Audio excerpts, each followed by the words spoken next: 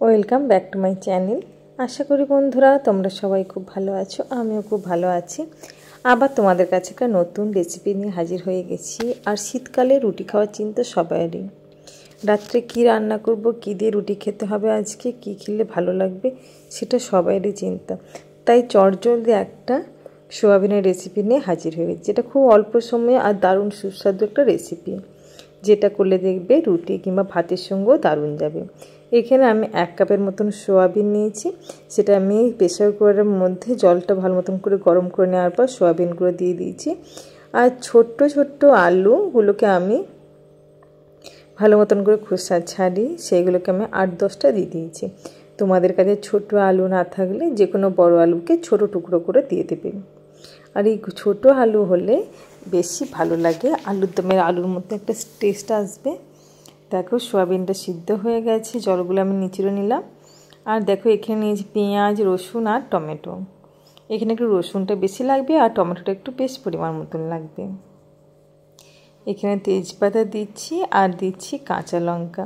এমন কিছু বেশি উপকরণের প্রয়োজন নেই। একটু টমেটো, পেঁয়াজ, অল্প একটু আদা জিরে বাটা দিলেই সুন্দর রান্নাটা হয়ে যাবে। এখানে আমি বড় চামচের 1 চামচের মতন রসুন কুচি নিয়েছি 3টে বড় সাইজের পেঁয়াজ ছোটো ছোটো টুকরো করে কেটে নিয়েছি। গ্যাসের ফ্লেমে আমি সর্ষের তেল দিয়ে তারপর তেজপাতা, কাঁচা লঙ্কা কুচি দিয়েছিলাম। দেওয়ার পর আমি রসুন আর পেঁয়াজটা দিয়েছি।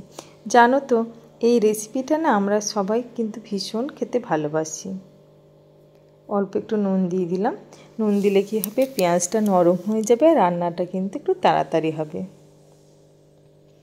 আমাদের মতন সবারই তো চিন্তা রাত্রে কী দিয়ে রুটি খাওয়া হবে, এটা প্রত্যেকের চিন্তা। আর এখানে 2টো বড় সাইজের টমেটো নিয়েছি, টমেটো একটু বেশি পরিমাণ লাগবে। শীতকালে টমেটো একটু বেশি না দিলে কিন্তু আমারও মন ভরে না। টমেটোটা একটু বেশি দিলে বেশ ভালো লাগে, একটু টক টক ঝাল ঝাল। আর তো বেশি কিছু উপকরণ লাগছে না, খুব অল্প উপকরণে দারুণ স্বাদের একটা জিনিস। আর সোয়াবিনে আছে প্রচুর পরিমাণে প্রোটিন। আর দিয়ে দিলাম আদা জিরে বাটা 2 চামচের মতন, বেশি পরিমাণ নয়, 2 চামচের মতন দিলাম। অল্প একটু হলুদের গুঁড়ো, একটু কাশ্মীরি রেড চিলি পাউডার কালারের জন্য, যাতে কালারটা ভালো আসে। সমস্ত মশলাটাকে আমি ভালো মতন করে কষিয়ে নেব। গ্যাসের ফ্লেমটা লো রেখে রান্নাটা করব। যখন দেখবো তলে একটু লেগে যাচ্ছে, মনে হচ্ছে টাইট লাগছে, তখন অল্প একটু জল দেবো। রান্নাটাতে কিন্তু আর কোনো জল ব্যবহার করব না, একটু ড্রাই হবে। আর এটা কিন্তু ড্রাই না হলে খেতে ভালো লাগবে না, ড্রাই হলেই বেশি ভালো লাগবে। চলো প্রেসার কুকার থেকে আমি সোয়াবিন আর আলুটাকে ভালো মতন করে নিয়ে নিই। সমস্ত উপকরণটিকে এবারে গ্যাসের ফ্লেম হাই রেখে ভালো মতন করে মিশাতে হবে। এখানে যেহেতু জল দিচ্ছি না, আর মশলাটা যাতে সোয়াবিনের মধ্যে চলে যায় সেটাও লক্ষ্য রাখতে হবে।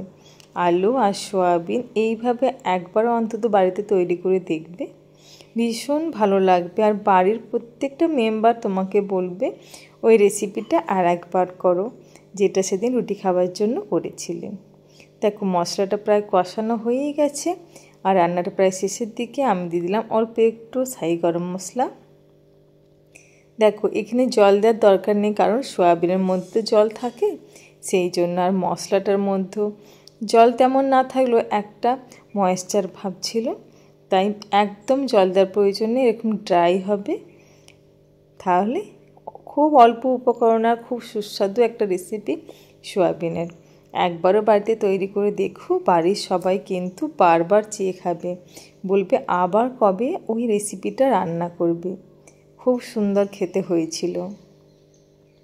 আমি কিন্তু প্রথমবার আমার মতন করে ট্রাই করেছি। আর শীতকালে তো ধনেপাতা না দিলে আমার তো একটুও মন ভরে না। ধনেপাতাটা দিতে হবে যাতে ফ্লেভারটা আসে অসম্ভব সুন্দর। গরম রুটি, তার সঙ্গে এরকম একটা সোয়াবিনের রেসিপি, আর কি চাই বলো? আর তো কিছু লাগার কথা নয়। মাংসর বদলে কিন্তু সোয়াবিনটা দারুণ খেতে লাগে। সবসময় মাংস খেতে ইচ্ছা করে না, কিন্তু সোয়াবিনের এই রেসিপিটা করলে না আর কিছু মনেই লাগবে না, মনে হবে এটা তো প্রায় বাড়িতে তৈরি করা যাবে খুব চটজলদি। বাচ্চা টিফিনে রুটির সঙ্গে বা বড়দের টিফিনের রুটির সঙ্গে কিন্তু এরকম রেসিপি করলে আর কোনো কথাই চলে না। তাহলে বন্ধুরা, আমার ভিডিও যদি ভালো লাগে প্লিজ লাইক আর কমেন্ট করতে একদম ভুলবে না। আর যদি আমার চ্যানেলটি সাবস্ক্রাইব না করে থাকো প্লিজ চ্যানেলটি সাবস্ক্রাইব করে দেবে। আমি যখন নতুন কোনো ভিডিও দেব আবার তোমাদের কাছে সেটা প্রথম পৌঁছে যাবে। তাহলে তোমরা ভালো থেকো, সুস্থ থেকো।